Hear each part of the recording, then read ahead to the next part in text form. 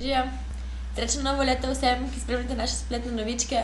Upam, da ste ga lepo praznovali, da ste uživali prav tako kot tudi mi in da ste tudi med temi kratkimi počitnicami malo napolnili baterije, da lahko začnemo z novim delovnim tednom. Zadnji teden preteklega leta smo prav tako kot lani namenili pregledu novosti in dogajanju na spletu v letu 2009. Začeli smo tako z pregledom najbolj gledanih videoposnetkov na YouTubu.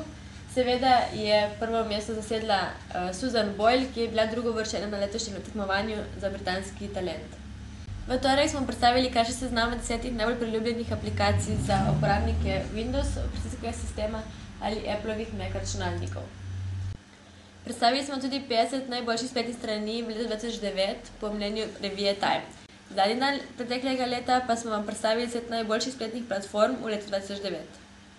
Ker pa je bil prvi letošnji dan petek, smo tako v prvem prispevku pisali o Twitterju in o nekaterih dejstvih, kako je v preteklem letu to mikroblog orodje osvojilo svet. Za konec pa smo našteli še nekaj novih dodatkov za vaš brskalnik Firefox, ki so prav tako blesteli v letu 2009. Adija!